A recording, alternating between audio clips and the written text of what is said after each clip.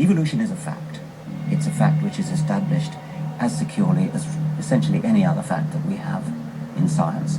Richard Dawkins is so confident that evolution is a fact, and that therefore God doesn't exist, that he has devoted his entire life to spreading the evolution gospel. I'm an atheist with respect to the Judeo-Christian God because there is not a shred of evidence in favor of the Judeo-Christian God. It is completely right to say that since the evidence for evolution is so absolutely, totally overwhelming, nobody who looks at it could possibly doubt that if they were sane and not stupid. So the only remaining possibility is that they're ignorant, and most people who don't believe in evolution are indeed ignorant. But the people I spoke with weren't ignorant. They were highly credentialed scientists. So there had to be something else going on here. So you think the whole theory of evolution is false, or just certain parts of it? Well, again, evolution is a slippery word. I would say minor changes within species happen. But Darwin didn't write a book called how existing species change over time. He wrote a book called The Origin of Species. He purported to show how this same process leads to new species, in fact, every species. And the evidence for that grand claim is, in my opinion, almost totally lacking. How does Darwin or Darwinism say life began? Well, he didn't know, and in fact, nobody knows. So Darwinism, strictly defined, starts after the origin of life and deals only with living things. Well, how can there be a theory about life without a theory about how life began? Well, a grand overarching evolutionary story, of course, does include the origin of life. But Darwin's theory doesn't begin until you have the first cell. Well, does someone have a theory about how life began?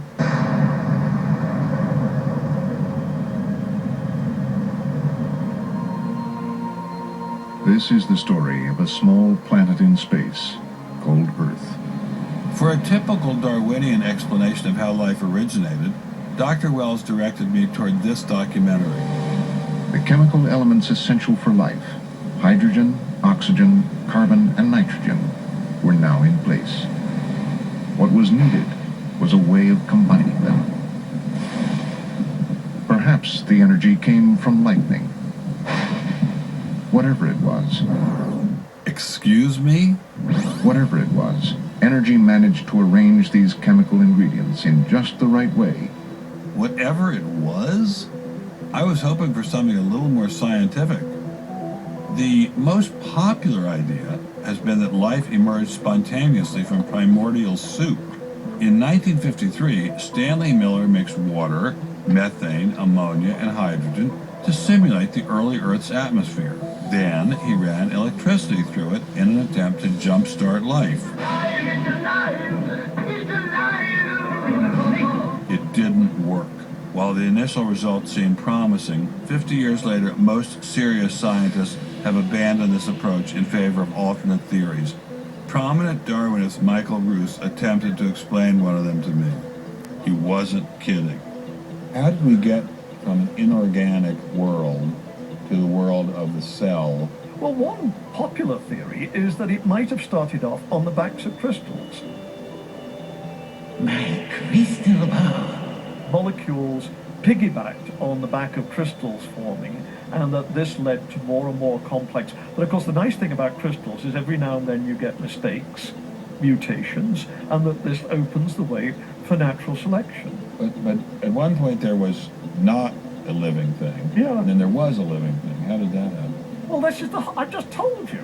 And I don't see any reason why you shouldn't go from very simple to more and more complex to more and more complex. I don't either, but I don't know how you get from mud to a living cell. That's my question. Yes, well, I've told you. I think it's on the Try back one of more crystals. time. On the backs of crystals. On the backs of crystals is at least one hypothesis, yes. So that's your theory, and you think that is more likely and less far-fetched than intelligent design? I think it is.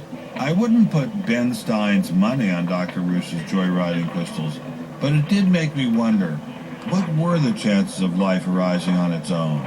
It's been speculated that probably there would have to be a minimum of about 250 proteins to provide minimal life function.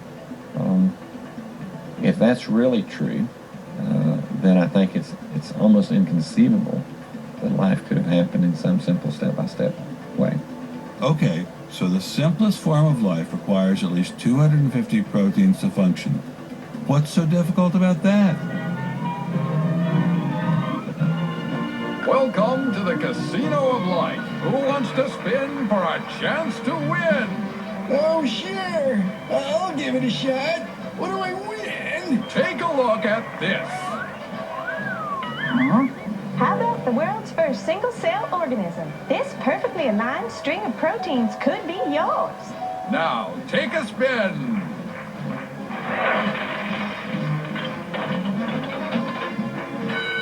I won. Tina, tell him how many times he needs to do that to win the prize.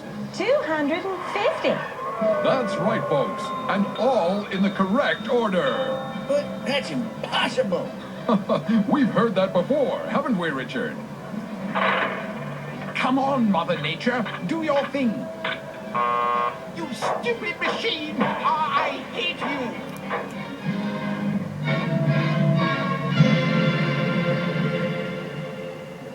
We're talking about something that's staggeringly improbable, roughly 1 in a trillion, trillion, trillion, trillion, trillion, trillion. Let all of life choose a million, a trillion, trillion. The number is essentially zero. Something has to skew nature to choose the ones that work. So, in the game of life, it looks as if the house always wins. Luckily, some serious scientific minds have figured out a way to beat the odds. Directed panspermia. When faced with the overwhelming problem of the origin of life, Nobel Prize winner Francis Crick proposed this theory, that life was seeded on Earth, which basically means aliens did it. Crystals? Aliens? I thought we were talking about science, not science fiction. We don't know what caused life to arise. Did it arise by a purely undirected process? Or did it arise by some kind of intelligent guidance or design? And the rules of science are being applied to actually foreclose one of the two possible answers to that very fundamental and basic and important question. So the rules of science say we will consider any possibility except one that is guided. Exactly. No matter how life began, on the backs of crystals or in the test tube of some intelligent designer, everyone agrees it started with a single cell. But what is a cell? Let me ask you a question. Yeah. Darwin wrote The Origin of Species in 1859, published it in 1859. He had an idea of the cell as being quite simple, correct? Yeah, everybody did. Okay. If he thought of the cell as being a Buick, what is the cell now in terms of its complexity by comparison? A galaxy.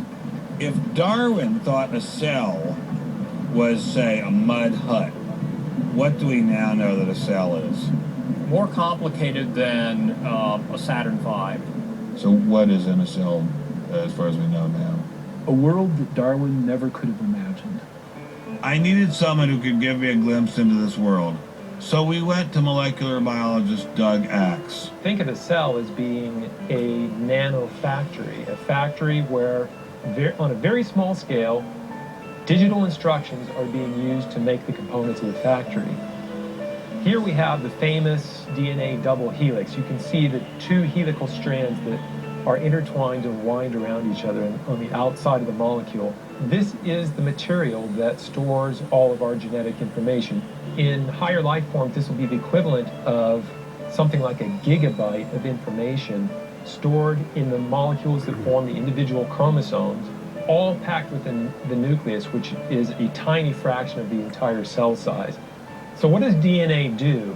Well, the information in DNA ends up providing the information for sequencing the amino acids to make protein.